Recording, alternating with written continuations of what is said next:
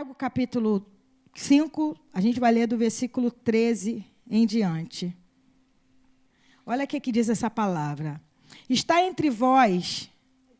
alguém entre vós aflito? Ore. Está alguém contente? Cante louvores. Está alguém entre vós doente? Chame os presbíteros da igreja e orem sobre ele, ungindo-o com o azeite, em nome do Senhor. E a oração da fé salvará o doente, e o Senhor o levantará. E se houver cometido pecado, ser-lhe-ão perdoados. Confessai as vossas culpas uns aos outros, e orai uns pelos outros, para que sareis. A oração do justo pode muito em seus efeitos.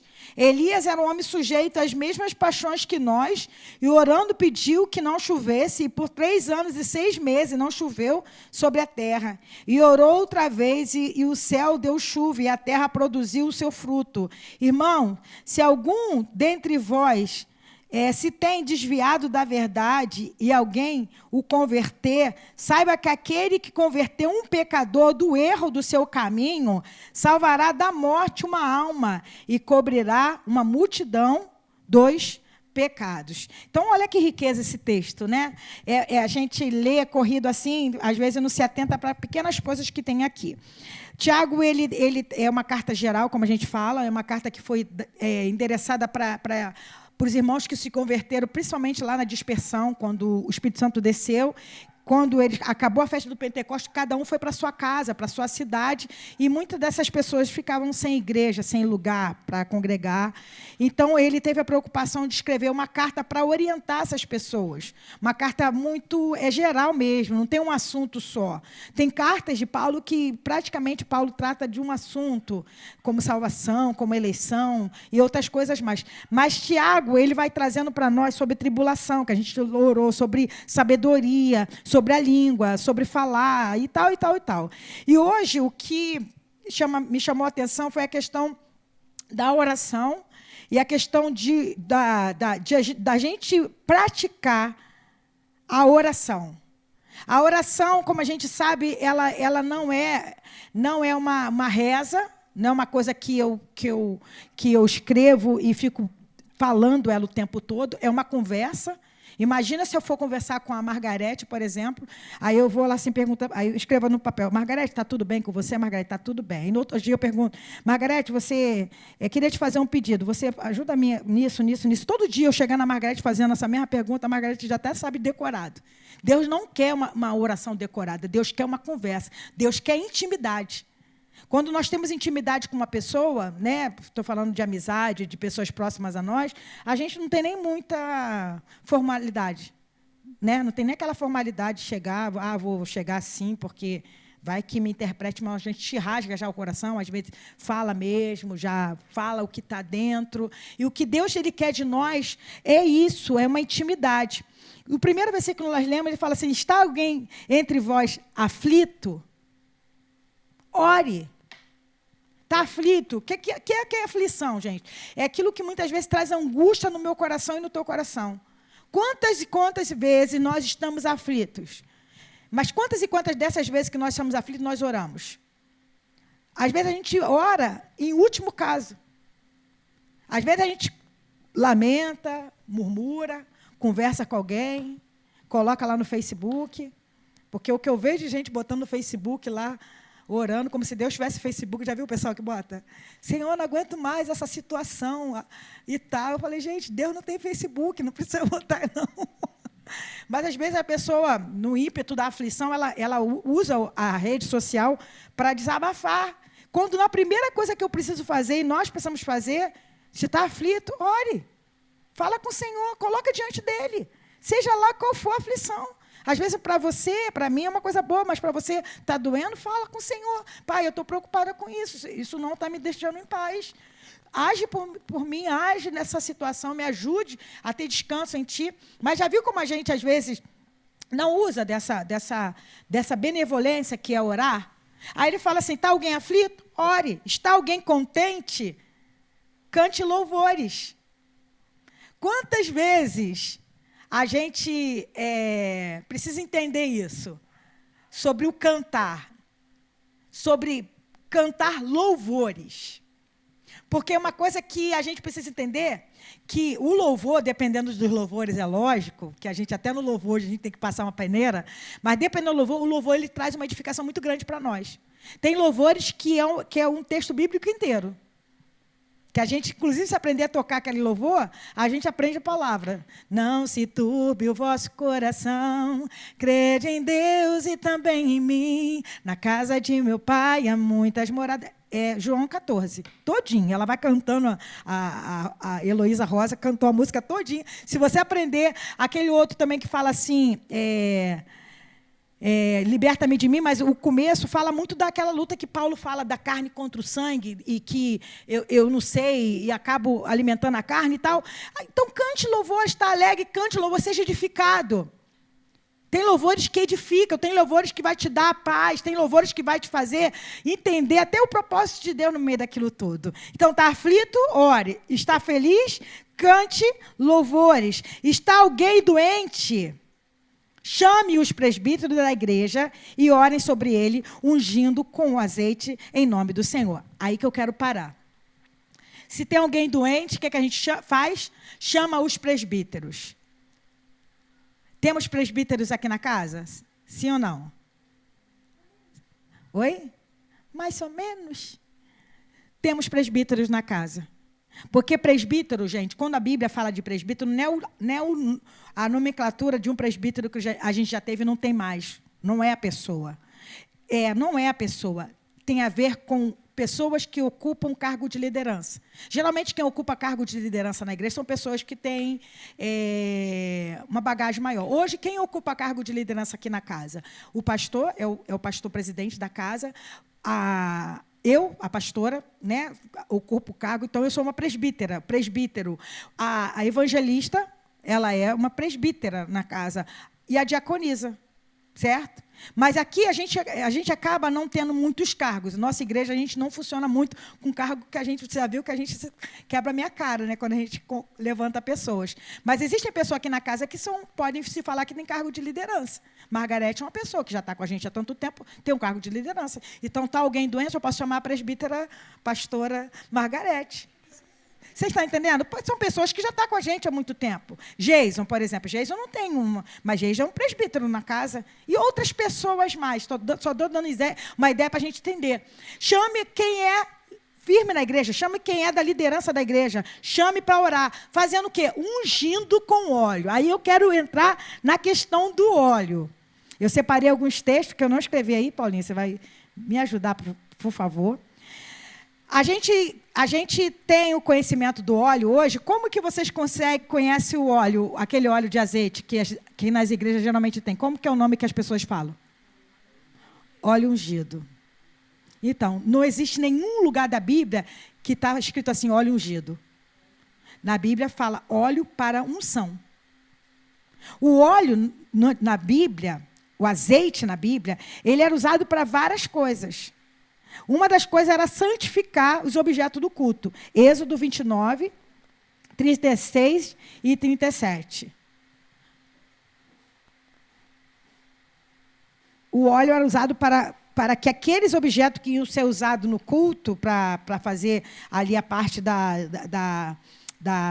ai, meu pai, deixa eu lembrar. Do sacrifício, do ritual, eles eram separados. Então, ele era separado o quê? Eles eram ungidos. Eles eram colocados óleo para separação. Êxodo 29, 36 e 37. Olha aqui que diz. Também cada dia prepararás o novilho por sacrifício pelo pecado, para as expiações, e purificarás o altar, fazendo expiação sobre ele, e o ungirás para santificá-lo. 7 dias farás expiação pelo altar, e o santificarás, e o altar será santíssimo. Tudo que tocar o altar será santo. Então, vamos entender. Na antiga aliança, o sacrifício era algo físico, né? De verdade, era algo que era trazido, um animal, os utensílios ali do templo eram coisas que eram separadas para um fim. Qual era o fim? servir na casa. Aquela colher que fazia parte ali do culto, ela não podia ser usada para mexer sopa, por exemplo. Aquela vasilha que era colocado ali, os pães da preposição, não era usado para botar bolo.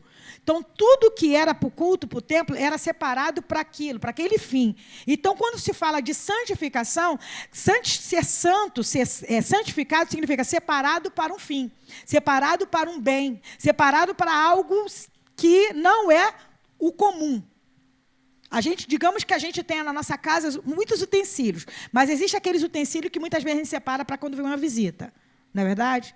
A gente tem aquele prato mais bonito, aquela colher mais inox, mais novinha. Então, quando vem um jantar, a gente vai fazer um jantar para alguém especial, né? A gente separa aquilo e coloca ali para servir a pessoa que vai nos visitar. Lá na Antiga Aliança, existiam os utensílios do templo que não podia fazer parte do que era comum. Então, para a gente entender, era ungido com óleo para separar, santificar, não é mais do comum, não faz parte mais do que é comum. É separado para santificar. Outra coisa que o óleo era usado, 1 Samuel, capítulo 9, versículo 15. A unção de reis e sacerdotes. Né? 1 Samuel 9, 15. Olha só, 15. Porque o Senhor revelara isto aos ouvidos de Samuel, um dia antes que Saul viesse dizendo. Pode prosseguir. Amanhã, a estas horas, te enviarei a um homem da terra de Benjamim, o qual ungirás por capitão sobre o meu povo de Israel, e ele livrará o meu povo da mão dos filisteus, porque tem olhado para o meu povo, porque o seu clamor chegou a mim. Então, quando alguém era separado para ser rei, para ser um sacerdote, para ser um profeta, geralmente era feito a unção. Quando fala de Davi, por exemplo, Davi foi ungido até com chifre. O chifre, né, o chofar, que era o chifre do carneiro, o chifre daqueles animais de lá que tem o chifre, ia falar outro nome, né? Mas é o corno, aquilo se chama corno, gente. Né? Que o pessoal usa corno como algo ruim, mas o chifre, geralmente, colocava óleo dentro daquele lugar, daquele chifre, e era derramado, dizendo que aquela pessoa não era mais do uso comum. Aquela pessoa estava sendo separada para um fim. Aquela pessoa estava sendo separada para algo que Deus iria fazer. Pode falar, amor. Isso. Chifre é sinal de autoridade, gente. Entendeu? Graças a Deus é sinal de autoridade. O problema é que tudo deturpam, né? Tudo deturpam. E interessante também, só uma observação, né, uma hashtag, quando Davi foi ungido, ele foi ungido com o chifre. Né? O óleo foi colocado dentro do chifre e foi derramado sobre a cabeça dele. Quem fez o chifre, quem fez o animal? Foi o Senhor. Quando Saul foi ungido a rei, não foi um chifre, foi um vaso de barro. Porque o vaso de barro, mesmo sendo de barro, foi feito por quem? Por homens. Então, exemplificando que Saul estava sendo levantado por vontade dos homens. E exemplificando que Davi estava sendo levantado por vontade de Deus. Estão entendendo a questão do óleo? Da unção? Como que Deus faz? Então, ele era usado para objetos do culto, unção dos reis. Era também usado como óleo de alegria, como uma santificação, como uma separação. Salmo 92, versículo 10. Eu vou chegar onde eu quero chegar, só para vocês poderem ficar embasados no que é esse óleo, no que significa para nós. Salmo 92, versículo 10. Olha só o que diz. Porém, tu exaltarás o meu poder como o do boi selvagem, serei ungido com óleo fresco. Então, a Bíblia ela fala muito do óleo fresco como uma unção de alegria, como uma unção de renovo, como aquela alegria que só Deus pode nos dar. Então, a gente trazer hoje para os nossos dias, eu vou continuar aqui, as pessoas colocaram o óleo ungido, que não é ungido, é óleo para unção, como algo místico. Eu cresci numa casa que minha mãe pegava o óleo e botava lá nos umbrais lá da casa, porque ela foi ensinada assim, lá na igreja que ela era, e ela mesma não tinha uma vida de santidade, vocês estão entendendo?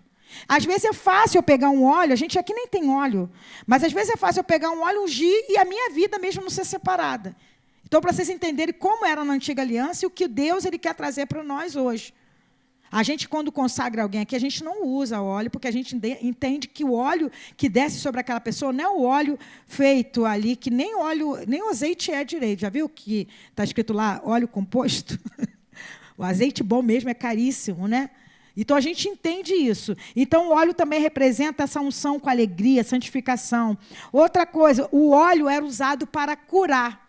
Tinha esse poder de cura. Isaías, capítulo 1, versículo 6. Desde a planta do pé até a cabeça, não há nele coisa sã, senão feridas e inchaços, e chagas podres, não espremidas, nem ligadas, nem amolecidas com óleo. O óleo era usado para amolecer feridas. Você está entendendo?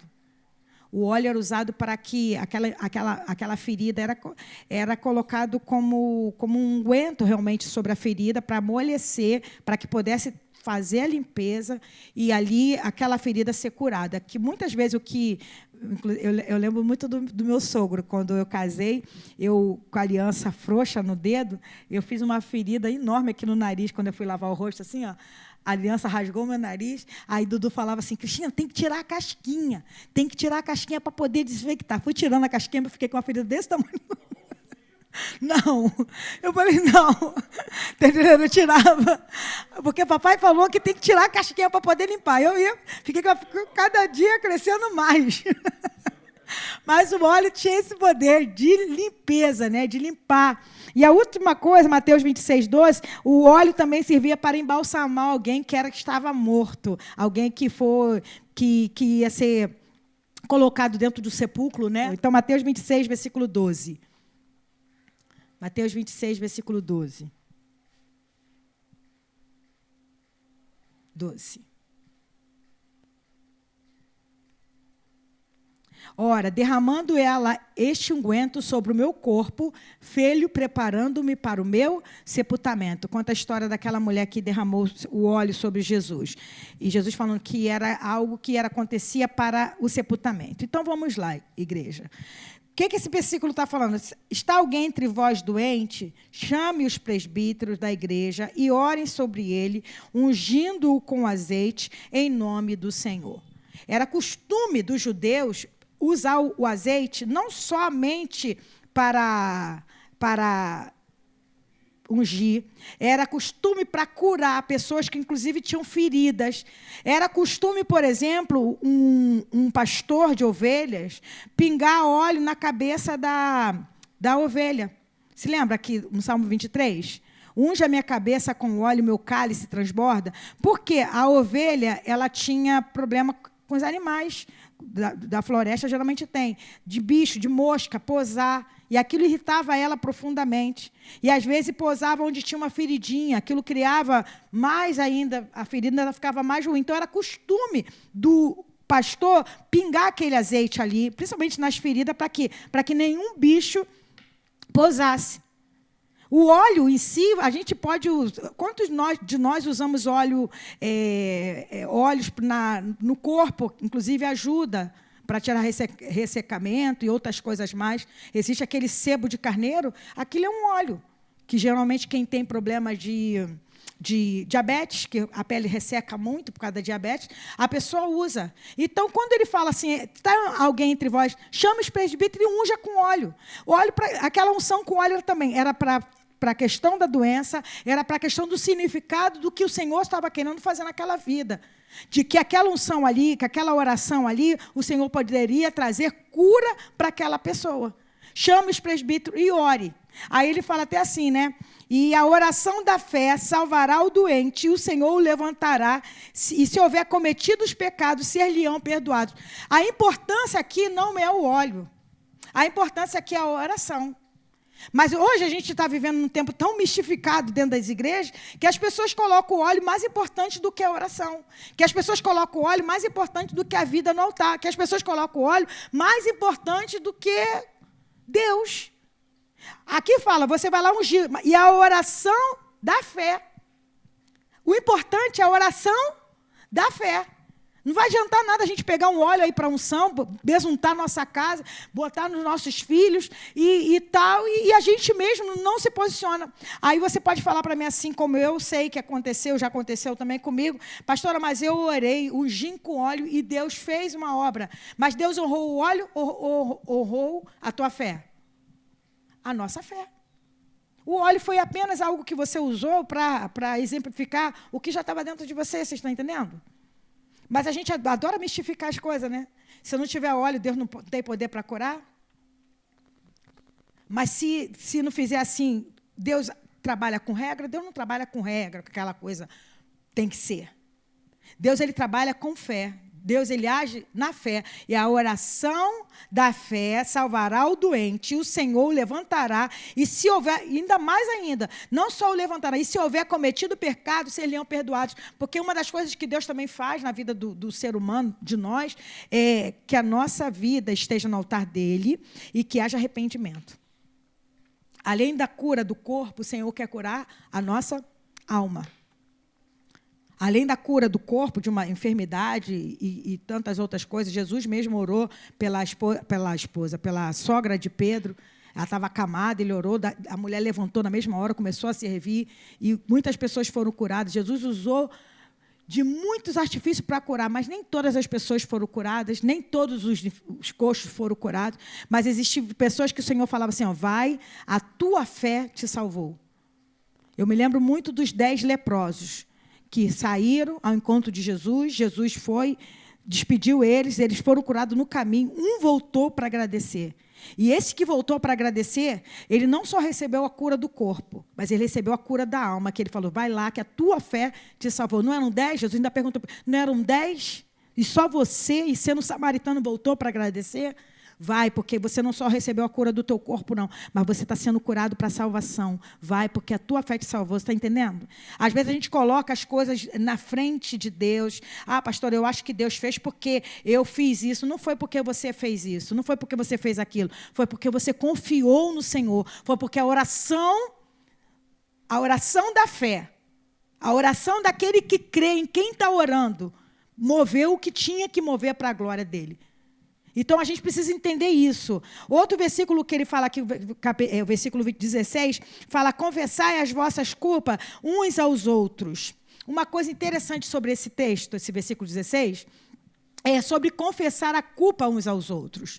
A gente está vivendo, assim, a gente vive num tempo que é claro que a gente não pode falar dos nossos problemas para muitas pessoas.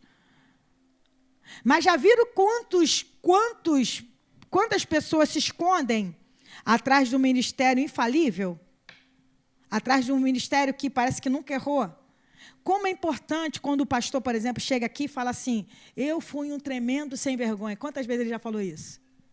Eu fui um tremendo sem vergonha, eu fiz isso, já aconteceu assim. Quantas vezes nós confessamos os nossos pecados e falamos, não, gente, eu erro nisso, eu já errei nisso, mas o Senhor me deu vitória. Por quê? Isso traz humanidade. Isso mostra para você que quem está aqui não é melhor do que você. Está entendendo? Porque parece, a impressão que se tem que quem está aqui é melhor, não é verdade? Está com o microfone, é mais ungida, tem mais óleo da unção sobre a cabeça. E não, fomos separados para um trabalho, fomos separados do comum para fazermos uma obra que não é minha, que não é do pastor, mas é nossa. Mas a importância da gente falar dos nossos pecados, gente, ajuda muitas pessoas. Porque muitas pessoas já chegaram para mim e falaram assim, poxa, assim, eu gosto muito de vocês porque vocês não são mascarados. Porque seria muito bonito a gente chegar aqui e pintar de bons pastores, de falar, olha, que lá em casa a gente não tem problemas, que a gente vive bem pra caramba. A gente vive bem, sim. Pela misericórdia do Senhor, a gente vive, mas a gente é um casal que tem nossas DRs, né, nossas coisas, e a gente vai se acertando, e naquilo que a gente se acerta, a gente é cura para a vida de vocês. Porque naquilo que a gente acerta, a gente ainda traz como experiência aqui para casa, como algo que cresce. Então, confesse, não tenha medo de falar dos seus pecados, não. Confesse. Se não tem para quem falar, busque alguém e fale. Às vezes, é importante você falar, verbalizar. Digamos que eu tenha problema de vício. Estou aqui na igreja, mas eu não consigo largar o vício. Estou dando um exemplo. Às vezes, eu verbalizar isso para alguém de confiança, para um pastor, para alguém de confiança, falar assim, ó, ô, irmã, eu quero que você me ajude em oração, porque eu tenho uma dificuldade. Eu tenho uma dificuldade na questão do vício, eu ainda não consigo largar. Me ajude em oração. Sabia que se verbalizar, você está dando uma ordem, assim, no mundo espiritual. Oi? Você está entendendo? Na segunda-feira é o nosso divã. Mas esse verbalizar, quanta cura está trazendo? Não está trazendo, Margarete? É impressionante. Por isso que eu falo que a reunião de segunda-feira é um discipulado.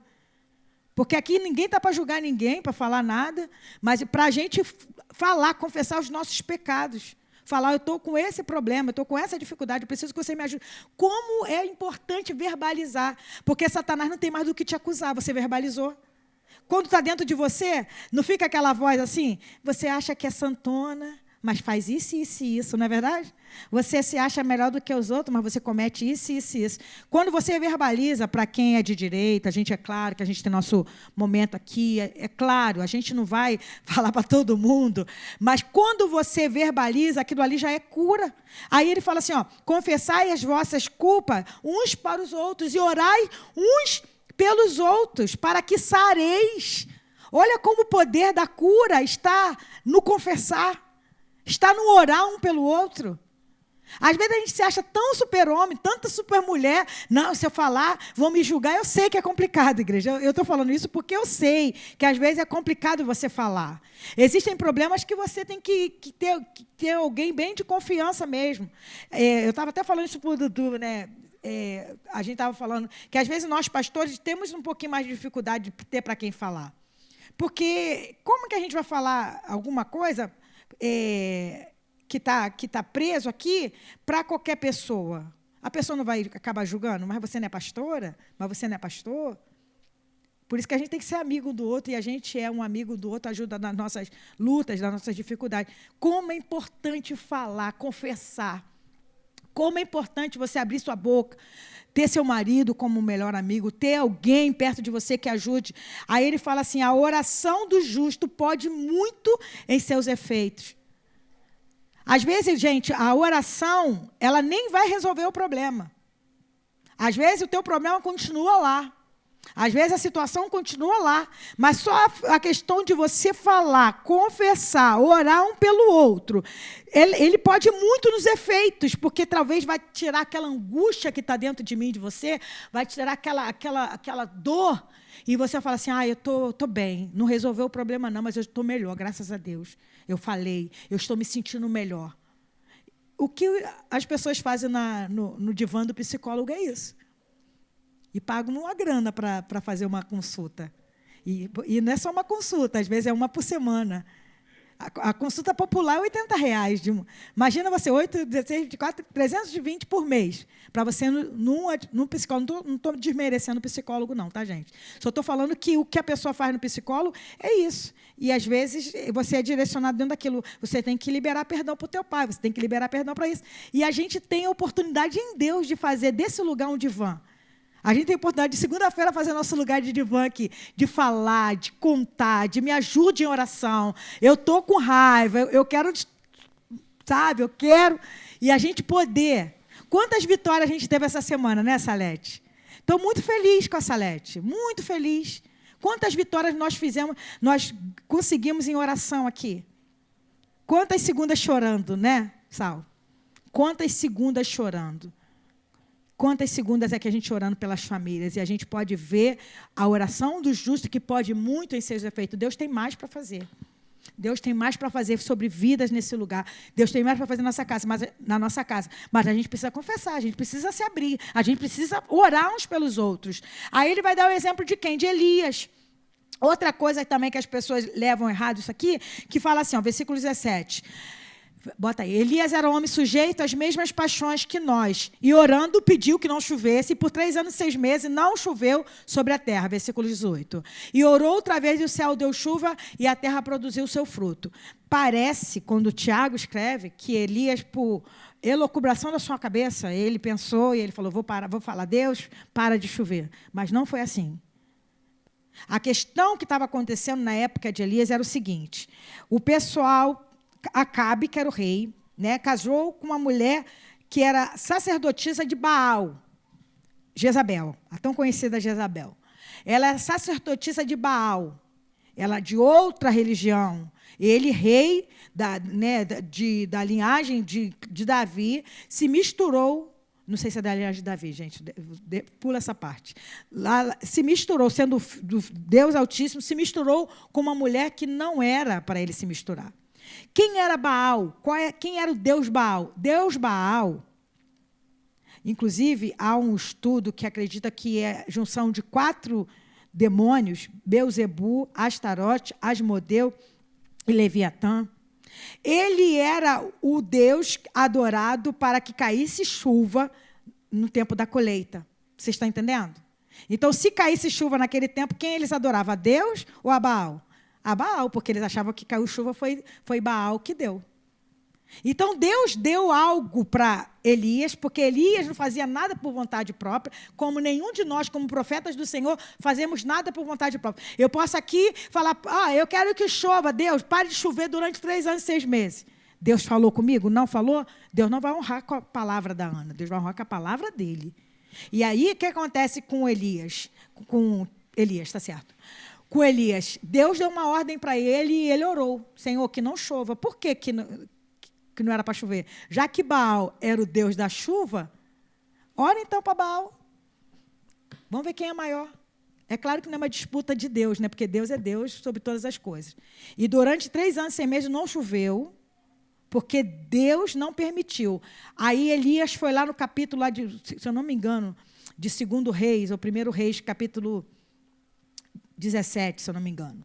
Ele desafiou os 450 profetas de Baal e os 400 profetas de Aserá, que era os demônios lá daquela época, para irem, para ver se caía fogo no altar. Você lembra dessa passagem? Aí ele montou lá o altar e tal, e ficaram lá, se cortaram, ficaram de manhã, gritavam, acorda. Aí Elias ficou zoando, grita mais alto para ver se ele acorda, de repente Baal está dormindo e tal. E quando Elias reformulou todo ali o altar e orou, na mesma hora caiu fogo do céu naquele lugar e ele matou a espada ali, aqueles 850 profetas. E ele foi e saiu correndo, porque no capítulo 19, Jezabel mandou um recadinho para ele que ia matar ele.